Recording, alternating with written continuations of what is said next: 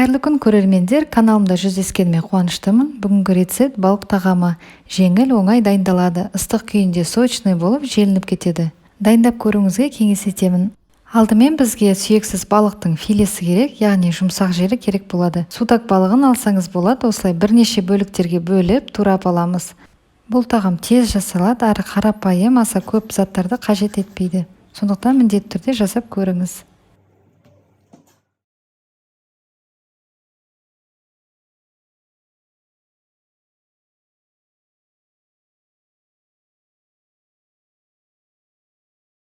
Енді туралған балықтардың үстіне шым-шым тұз, қара бұрыш қоссаңыз болады. Тұз бен бұрышымыз сіңу үшін осы араластырып қоямыз.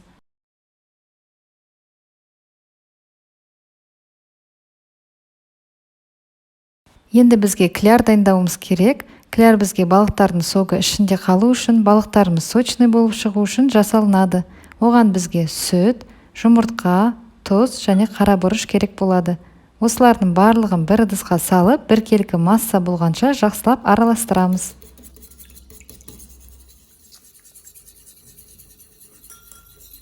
Одан кейін ұн қосып, түйіршіктері қалмайтындай жақсылап араластырамыз.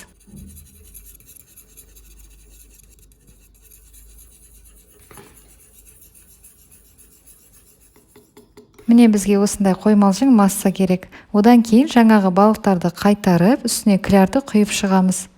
Араластырамыз. Құрметті менің көрерменім, егер де маған тіркелмеген болсаңыз, төмендегі подписация бөлімін басып, тіркеліп, лайк басып қоюыңызға болады.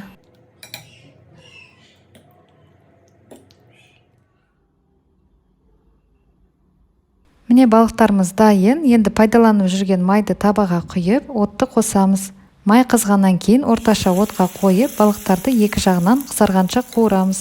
Қатты күйдіріп алмаңыз.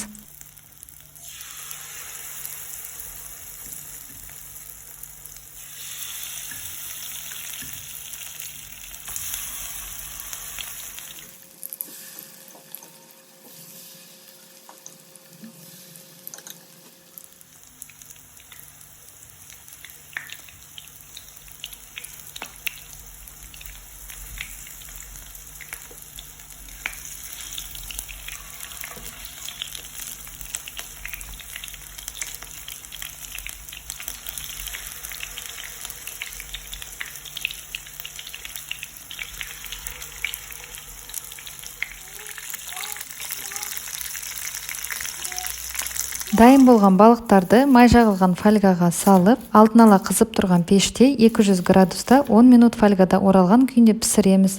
Бұл бізде балықтардың іші толықтай пісу үшін жасалынады.